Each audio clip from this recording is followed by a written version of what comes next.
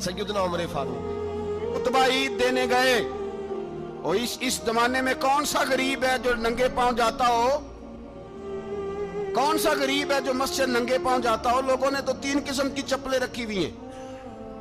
एक मस्जिद जाने की अलहदा है, घर पहनने की अलहदा है, शादी ब्याह पे जाने की चप्पल अलहदा है। हजरत उमर फारूक रदी अल्लाह ताला अन्हु निकले ईद का खुतबा देने के लिए, तो बीवी से कहने लगे जूता। उसने कहा साहब इतनी दफा टूटा है अब गांठा नहीं जा सकता, इतनी दफा टूटा है कि अब दोबारा पेमंद नहीं लग सकते। तो हजरत उमर कहने लगे चल कोई अर्ज नहीं है, बगैर जूते के नंगे पैर ही चलते हैं, कोई अर्ज नहीं। तो कहने लगे लोग क्या कहेंगे? फरमाया चुप कर। लोग, जिस दिन उमर ने ये देख लिया ना लोग उसके बारे में क्या कहते हैं, उस दिन उमर उमर नहीं रहेगा। तो कहा फिर आपका नजरिया क्या है? फरमाया मेरा नजरिया ये है कि रब रसूल मेरे बारे में क्या कहते हैं। लोगों का क्या है? लोग कल किसी के बारे में कुछ कहते हैं और परसों कुछ कहते हैं। मेरा नजरिया ये है कि रब रसूल मेरे बारे में नंगे पैर उमर जा रहे हैं। कौन जी? मैं बड़ा माड़ा। अच्छा जनाब, क्या क्या गुर्बत है? 10 किस्म के जोड़े लटके हुए हैं कमरे में, और पहनने की फुर्सत नहीं। सवेरे क्या पहनना है, शाम क्या पहनना है, 15-15 सूट इकट्ठे इस्त्री होके लॉन्ड्री वाला भेज रहा है, और तू गरीब है। तू बहुत बड़ा गरीब है, इसलिए कि गुर्बत पैसों की वजह से नहीं होती, गुर्बत तो दिल की होती है। तू वाकई बड़ा गरीब है, और तू गरीब ही रहेगा। अमीर तो उमर फारूक थे, उमर फारूक थे जो नंगे पांव चले गए ईद की नमाज पढ़ाने। तो रस्ते में जो मिला कहने लगा उमर जूता तो पहन लो। फरमाया तुम्हें उमर का जूता ना पहनने का नक्श तो नजर आया है, कोई अर्ज नहीं। अगर उमर को कभी बताना हुआ तो वो वाला नुक्स बताना जो उमर की सीरत में पैदा हो, किरदार में पैदा हो, वो वाला नुक्स बताना। ये छोड़ो, जूते आते जाते रहते। नंगे पांव गए, पांव धोए, नमाज पढ़ाई, लौट आए।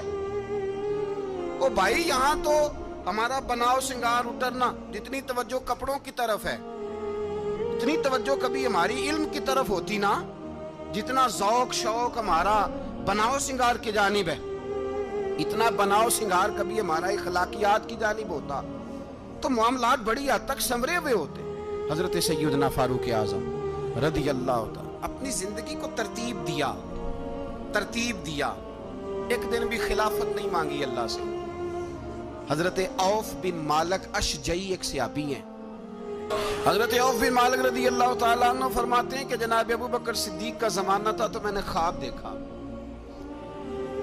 मैंने ख्वाब में जनाब उमर को देखा, और मैंने देखा कि कोई कहने वाला कह रहा है कि उमर वो है कि अल्लाह के रास्ते में कोई इसे जितना मर्जी बुरा भला कहे ये परवाह नहीं करता। किसके रास्ते में? बोले सारे। इसका मतलब है अल्लाह के रास्ते में लोग बुरा भला भी। कुरान मजीद ने कहा वला यखाफून लौमत लाइम, कुछ लोग ऐसे हैं जो बुरा भला कहने वालों की परवाह नहीं करते। आप यकीन करें, अगर परवाह शुरू हो जाए ना तो दीन का काम खत्म हो जाए। ना कोई तकरीर करे, ना कोई तदरीस करे, ना कोई पीरी मुरीदी करे, खत्म हो जाए अगर बातों की परवाह हो। लेकिन वो परवाह, हजरत औफ बिन मालिक अशजी कहते हैं मैंने ख्वाब में देखा कि उमर वो है जो किसी की परवाह, और दूसरी बात मैंने ये देखी कि उमर खलीफा बनेगा, और तीसरी बात मैंने ख्वाब में ये देखी कि उमर शहीद भी किया जाएगा, उमर शहीद भी होगा। ये मैंने 3 बातें ख्वाब में देखी। फरमाते हैं मैंने आके ख्वाब हजरत अबू बकर सिद्दीक को सुनाई, वो खलीफा थे। वो कहने लगे ठहर जा, मैं उमर को बुलाता हूँ, उसके सामने दोबारा सुनाना। उसके सामने फरमाते मैंने बुलाया हजरत उमर फारूक को, आके बैठे। ख्वाब शुरू हुआ का एक बात तो मैंने ये देखी कि आप मलामत करने वाले की परवाह नहीं करते, दूसरा आप खलीफा बनेंगे। जनाब उमर कहने लगे चुप कर, अबू बकर के सामने ही कह रहा है, चुप कर, खलीफा के सामने ही कह रहा है। तो अबू बकर सिद्दीक कहने लगे उमर इसे कहने दो, मुझे लगता है रब की रजा यही है कि मेरे बाद अगर मुस्तफा का मिंबर मिले तो उमर को मिले, इसे कहने दो, कहने दो। यार यहाँ तो लोग डींगे मारते हैं, यहाँ तो लोग दावे करते हैं, मेरे सामने फलाने को भी बिठाओ, फलाने को भी बिठाओ, उसको क्या पता, इसको क्या पता। ये तो बड़के मारने का दौर है। हजरत उमर रदी अल्लाह ताला अन्हु को तीसरी बात कही। हजरत औफ बिन मालिक ने कहा आप शहीद किए जाएंगे, मैंने ख्वाब देखी है। नेक लोगों के ख्वाब बड़ी हद तक सच्चे होते हैं। کہا میں نے خواب دیکھی ہے. تو حضرت عمر کہنے لگے شہید تو دلیر لوگ ہوتے ہیں, شہید تو دلیر, جسے سارا زمانہ دلیر کہہ رہا ہے وہ اپنے بارے میں کیا کہہ رہا ہے؟ کہتے ہیں شہید تو دلیر, میں تو کاہل سا آدمی ہوں, سست آدمی ہوں, میں تو اتنا کام ہی نہیں کرتا. تو یہ خواب تو نے جو دیکھا ہے نا, پھر سے دیکھنا. تو ابو بکر صدیق فرمانے لگے عاجزی نہ کر, انکساری نہ کر, تو جو کہہ رہا ہے ٹھیک کہہ رہا ہے, لیکن مجھے سن کے شکر بھی ہوا ہے اور افسوس بھی ہوا ہے. افسوس اس بات کا کہ تیرے جیسا بطل عظیم چلا جائے گا, اور شکر اس بات کا کہ رب تجھے زندگی بھی اعزاز والی دے گا, اور شہادت کی موت دے کے اللہ تجھے موت بھی عزت والی عطا فرمائے گا. اللہ موت بھی تجھے عزت والی دے گا, تجھے کاہلوں جیسی موت اللہ.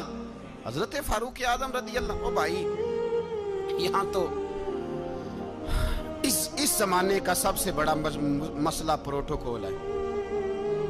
لوگوں کو پتا ہوتا ہے کامل پیر ہے, کامل مرشد ہے, لوگ نہیں جاتے.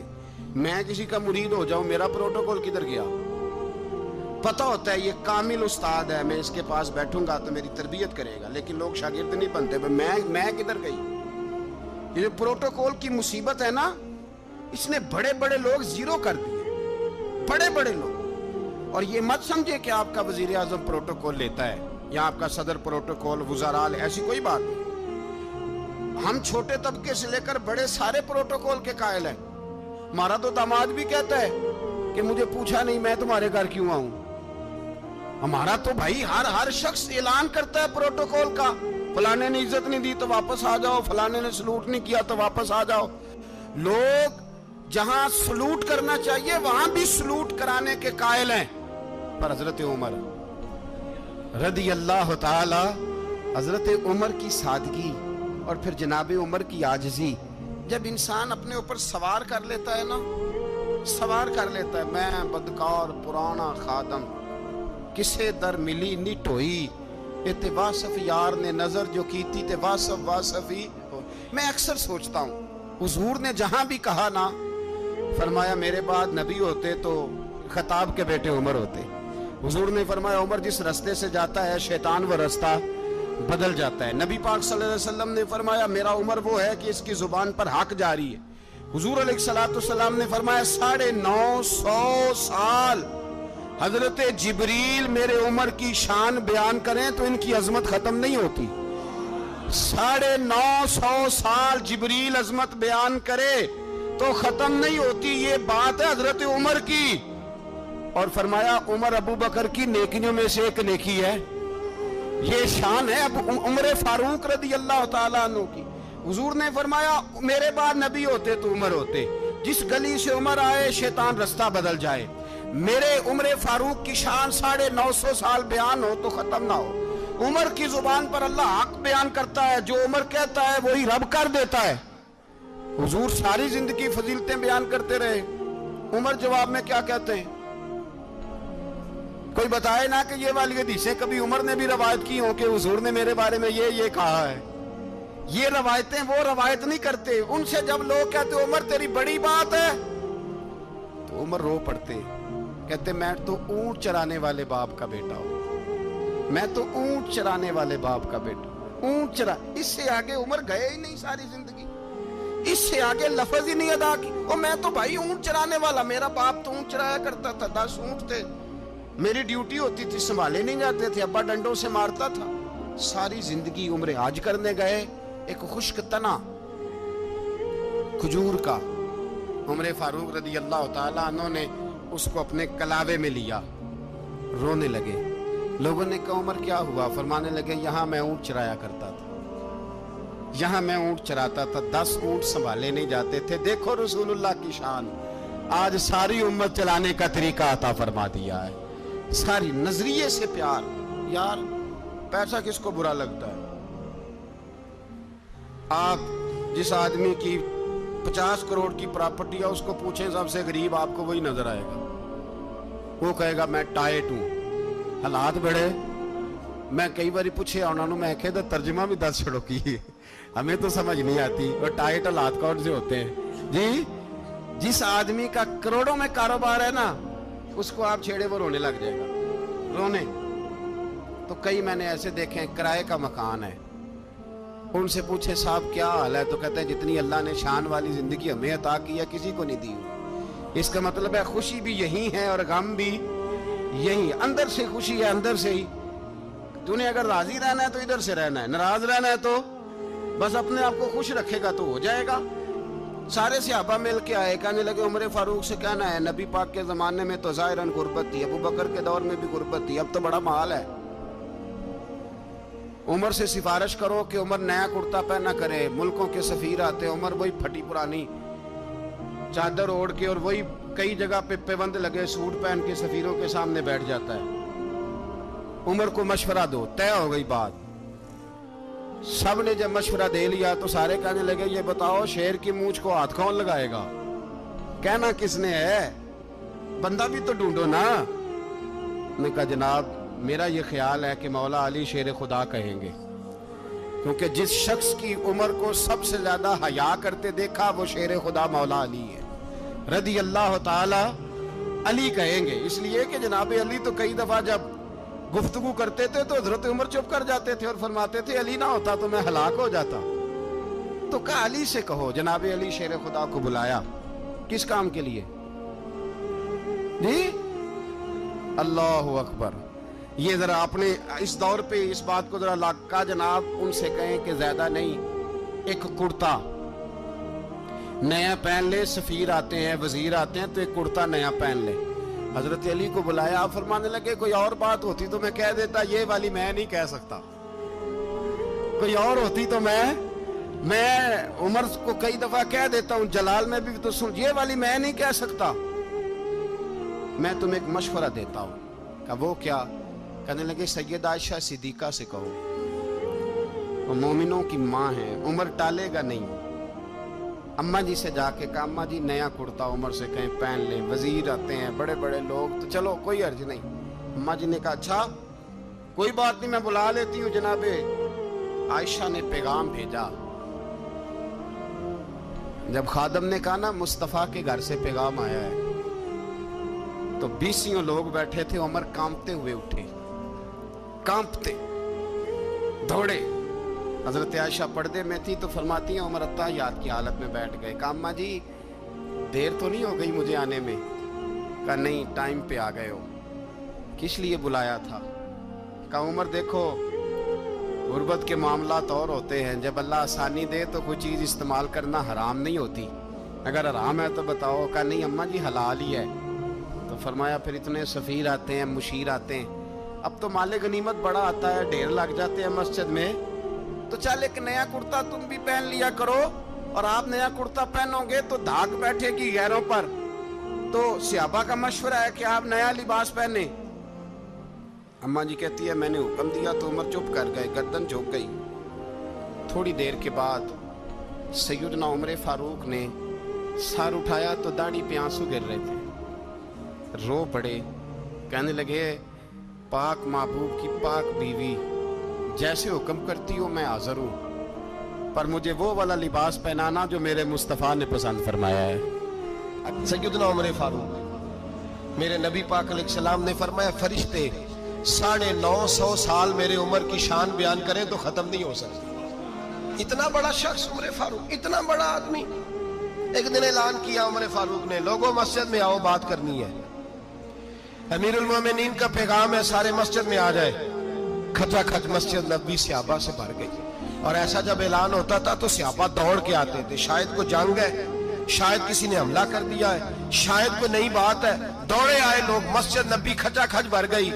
سیدنا فاروق اعظم رضی اللہ تعالیٰ عنہ منبر پہ بیٹھے، حضرت عبد الرحمن ابن عوف رضی اللہ تعالیٰ عنہ فرماتے ہیں کہ صحابہ تجسس کے دیکھ رہے ہیں کہ پتہ نہیں کسی طرف سے پیغام نہیں آ گیا، کوئی کافر حملہ نہیں کرنے لگا، اللہ جانے کیا ہوا ہے، بڑی پریشانی ہے۔ عمر بیٹھے اللہ کی حمد کی، نبی پاک صلی اللہ علیہ وسلم پر درود پڑھا، اور پھر عمر فاروق بولے، فرمانے لگے میں جب مکے میں رہتا تھا نا تو کبھی گھر میں قحط آ جاتا تھا، کبھی قحط آتا تھا گھر میں، بکریوں کے دودھ خشک ہو جاتے تھے، گندم نہیں ملتی تھی، پانی نہیں ہوتا تھا، تو فرمایا میری اماں مجھے خالہ کے گھر بھیج دیتی تھی۔ قبیلہ بنو مخزوم، اس قبیلے میں میری خالہ کی شادی ہوئی تھی تو وہ مالدار لوگ تھے، उनके पास ज्यादा बकरियां, ज्यादा ऊंट, ज्यादा गाय, ज्यादा खेत थे। हजरत उमर फारूक फरमाने लगे मैं उनके घर जाता तो मेरे खालू समझ जाते कि उमर को इसलिए भेजा गया है कि कहत आ गया है। फरमाते हैं वो मुझे सवेरे बकरियां चराने ले जाते, शाम तक मैं उनकी बकरियां चराता। अमीरुल मोमिनीन उमर, एक तरफ मसला यह है कि कैसर और किसरा की दीवारें हिल रही हैं उमर के नारों से, और इधर उमर मिंबर पे बैठ के खुतबे दे रहे हैं। फरमाते हैं मैं बकरियां चराता, शाम तक खाला के घर जाके मजदूरी करता, और फरमाते हैं शाम होती तो एक मुट्ठी किशमिश मुझे देते वो। आप फरमाते हैं मैं बड़े कद वाला था, एक मुट्ठी किशमिश मिलती है, कभी एक मुट्ठी खजूरें, मैं शाम को खा के सो जाता। कई कई महीने यूं ही गुजरते तो मेरी अम्मा का पैगाम आता कि हालात सही हो गया, मेरे बेटे को भेज दो। ये बात कही, हजरत उमर रोने लगे और फिर कहने लगे अब वो वक्त आया है कि लोग मुझे अमीरुल मोमिनीन उमर कह के पुकारते हैं। बस ये दो बातें की। उमर ने कहा चलो जोहर का वक्त हो गया, अजान पढ़ो, उठो नमाज पढ़े, उठो। अजान हुई, इकामत हुई, जनाब उमर ने नमाज पढ़ाई, लोग चले गए तो सैयदना अब्दुल रहमान इब्ने औफ दयराना था जनाब उमर से, बाजू पकड़ के कहने लगे उमर सियाना बंदा यार तू ये दो बातें सुनाने के लिए इतना मजमा इकट्ठा किया था, ये दो बातें कहने के लिए कि मैं खाला के घर जाके मजदूरी करता था तो एक मुट्ठी किशमिश मिलती थी, एक मुट्ठी खजूरें, ये कहने के लिए कि मैं बकरियां चराया करता था। तो हजरत उमर फारूक रदी अल्लाह ताला अन्हु फिर रोए, फिर आंखों में आंसू आए। कहने लगे अब्दुल रहमान आज ना मिस्र शाम से कुछ लोग आए थे और वो बता रहे थे कि उमर तेरा डंका वहां भी बड़ा बजता है। वो मुझे कह रहे थे तेरे नाम के वहां भी बड़े दबदबे हैं, बड़े तस्करे हैं। तो मेरा नफ्स मुझे कह रहा था उमर देखा तू यहाँ बैठा है और वहां तेरे नाम का शोर हो रहा है, मुझे इसने बड़ा किया है। तो मैंने आज मुस्तफा के सारे गुलाम इकट्ठे करके अपनी औकात बता दी है। मैंने अपनी औकात बताई है कि मैं कुछ नहीं, कोई शय नहीं, कोई चीज ही नहीं, असी किसी से कुछ नहीं जे लगदे, ना कोई साडा दर्दी। मैंने बताया है कि मैं तो किसी के बकरियां चरा के एक मुट्ठी किशमिश लेके गुजारा किया करता था। गुजारा मुझे मेरे कुछ साथी ना ले गए गुजरांवाला सर्दियों के मौसम में, मुझे कहने लगे स्वेटर पसंद कर ले अपनी मर्जी का। तो मैंने कहा यार मुझे तो वही मजा आता है जो मेरी अम्मा क्रोशिये से बनाया करती थी, वही वो पहले अब्बा पहनते थे, फिर वही स्वेटर बड़ा भाई पहनता था, फिर हमारे खाते में आ गया। और फिर उसकी तारीफें होती थी गुर्बत छुपाने के लिए, उसकी तारीफें होती थी बड़ी मेहनत से बना है जी, क्या बात है, बड़ा गर्म है, तो अब छोटे भाई को दे दिया जाए। हमने कहा वही जमाना देखा है, वही रंग देखा हुआ है और उस पर फख्र है। अब तो लोग जब कुछ हो जाता है ना, दो चार लोग जानने लगते हैं तो लोग फटाफट दावा कर देते हैं खानदानी रईस आज़म हूँ, बड़ी बात है। ऐसी कोई बात नहीं, जिसको अपना आप याद रहता है उसे खुदा भी याद रहता है, जिसे अपना आप याद रहता है उसे रसूलुल्लाह भी याद रहते हैं, जिसे अपना आप याद रहता है उसकी नजर में दूसरे लोग भी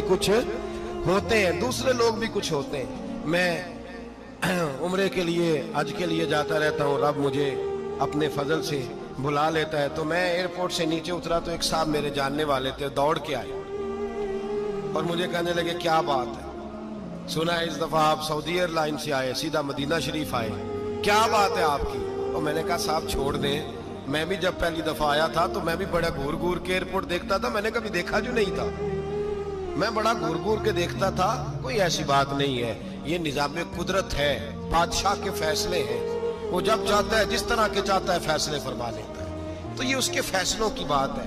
हम लोग ना जिस हैसियत पे होते हैं वहीं रह जाते हैं, पिछली बात भूल जाते हैं, इसलिए हम चाहते हैं जो भी हमें मिले झुक के मिले, जो भी आए, और ये मेरा आपका सबका मुश्तरका मामला है। मेरे नबी पाक सल्लल्लाहु ताला अलैहि वसल्लम ने सहाबा से पूछा तुम्हें बताऊं जन्नत के बादशाह कौन होंगे?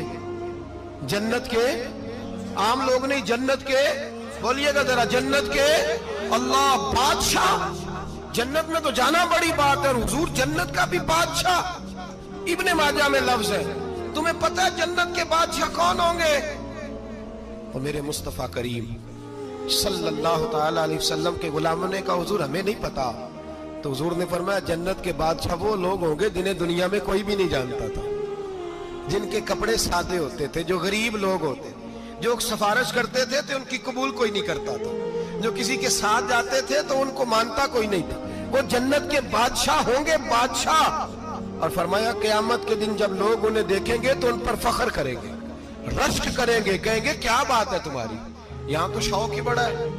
غریبوں نے بھی پوسٹر بنائے ہوئے ہیں، ڈاکوؤں، لٹیروں، چوروں کی تصویروں کے ساتھ لگوائے ہوئے اپنے آپ کو بڑا کرنے کے لیے. عاجزی اختیار کریں، عاجزی اختیار کریں، اپنے آپ کو مٹانے کی کوشش کریں. رب کریم کے بندے آگے بڑھ کے اپنا آپ دکھاتے نہیں. بڑا شوق ہے، پہلے فوٹو کھچا لو، باقی باتیں بعد میں ہوگی. پہلے ویڈیو بنا لو، باقی کچھ اور بعد میں ہوگا. پہلے اب تو پرسوں ترسوں مجھے ایک مولانا کہنے لگے کہ آپ سے میں نے، وہ یہاں جمعہ پڑھنے آتے ہیں کبھی کبھی، میرے دوست ہیں، کہتے ہیں آپ سے میں نے سنا تھا کہ اگر کوئی نبی پاک کا فرمان ہے، اگر کوئی نذرانہ دے تو اس کو لے لو، اگر کوئی تحفہ دے تو اس کو، حضور نے فرمایا لے لو اگر تمہیں کو دیتا ہے، اپنی مرضی سے، مانگنا منع ہے. خود دے دے تو لے لو، ورنہ ایک وقت آئے گا تم مانگو گے تمہیں ملے گا نہیں. جب کو دے دے تو لے لو.